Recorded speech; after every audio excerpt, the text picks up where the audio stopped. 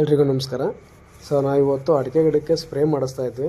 ಇತ್ತೀಚಿನ ದಿನಗಳಲ್ಲಿ ಅಡಿಕೆ ಅಂತಲ್ಲ, ಯಾವುದೇ ಬೆಳೆಗೆ ಒಂದು ಸ್ಪ್ರೇ ಮಾಡದೆ ಅಥವಾ ಔಷಧಿಗಳು ಹೊಡೆದೆ ಯಾವ ಬೆಳೆನೂ ಬರಲ್ಲ. ಮೊದಲೆಲ್ಲ ನಾವು ಹೆಗಲಿಗೆ ಕ್ಯಾನ್ ಹಾಕ್ಯಂಡ್ಬಿಟ್ಟು ಅದು ಹ್ಯಾಂಡ್ಲೆಲ್ಲ ಬರ್ತಾಯಿತ್ತು. ಹ್ಯಾಂಡಲಲ್ಲಿ ಹೊಡಿಬೇಕಿತ್ತು. ಆಮೇಲೆ ಬರ್ತಾ ಬರ್ತಾ ಚಾರ್ಜರ್ ಕ್ಯಾನ್ ಬಂತು. ಇವಾಗ ಅಡಿಕೆ ಗಿಡಕ್ಕೆ ಸ್ಪ್ರೇ ಮಾಡಬೇಕು ಅಂತ ಹೇಳಿದರೆ ಅಷ್ಟು ಎತ್ತರದಲ್ಲಿ ಯಾವುದಕ್ಕೂ ಸ್ಪ್ರೇ ಮಾಡೋಕ್ಕಾಗಲ್ಲ. ಅದಕ್ಕೆ ಮಿಷಿನರಿ ಯೂಸ್ ಮಾಡಲೇಬೇಕಾಗುತ್ತೆ. ಈ ಹೊಸ ತಂತ್ರಜ್ಞಾನಗಳು ರೈತರೇ ಹೊಸದಾಗಿ ಅಳವಡಿಸ್ಕೊತಾ ಇರ್ತಾರೆ. ನೋಡಿ, ಅಷ್ಟು ಎತ್ತರ ಇರೋದಕ್ಕೆ ಕೂಡ ಎಷ್ಟು ಪ್ರೆಷರಾಗಿ ಹೋಗ್ತಾ ಇದೆ. ನಮ್ಮ ಅಡಿಕೆ ಗಿಡದಲ್ಲಿ ಸ್ವಲ್ಪ ರೋಗ ಜಾಸ್ತಿನೇ ಇತ್ತು. ಕೆಳಗಿನ ಗರಿಗಳೆಲ್ಲ ಒಣಗ್ತಾ ಇತ್ತು. ಅದಕ್ಕೋಸ್ಕರ ನಾವು ಔಷಧಿ ಸ್ಪ್ರೇ ಮಾಡ್ತಾಯಿದ್ವಿ. ನಾವು ಯಾವುದಪ್ಪ ಔಷಧಿ ಸ್ಪ್ರೇ ಮಾಡಿತ್ತು ಅಂತ ಹೇಳಿದ್ರೆ, ಒಂದು ಜಿಂಕು, ಹಾಗೆ ಒಂದು ಬ್ಯಾರಿಕ್ಸ್ ಕಂಪ್ನಿದೊಂದು, ಹಾಗೆ ಇದು ಮೆಗ್ನೀಷಿಯಮ್ ಸಲ್ಫೇಟು, ಅದ್ರ ಜೊತೆಗೆ ಒಂದು ಟ್ಯಾಗ್ ಮೈಟ್ಸ್ ಅಥವಾ ಇನ್ಸೆಕ್ಟಿಸೈಡ್ಸು, ಹಾಗೆ ಟ್ಯಾಗ್ ಹಾಕ ಮತ್ತು ಟುಟುಮನ್ ಅಂತಂದು ಒಂದು ಫಂಗಿಸೈಡು.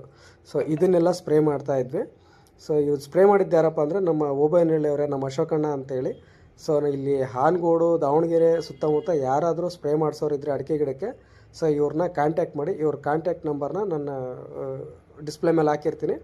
ಅವ್ರಿಗೆ ಕಾಂಟ್ಯಾಕ್ಟ್ ಮಾಡಿ. ತುಂಬ ಚೆನ್ನಾಗಿ ಸ್ಪ್ರೇ ಮಾಡಿಕೊಡ್ತಾರೆ. ಈಗ ಬೇರೆ ಥರ ಸಿಸ್ಟಮ್ಗೂ ಇದಕ್ಕೂ ತುಂಬಾ ಡಿಫ್ರೆನ್ಸ್ ಇದೆ.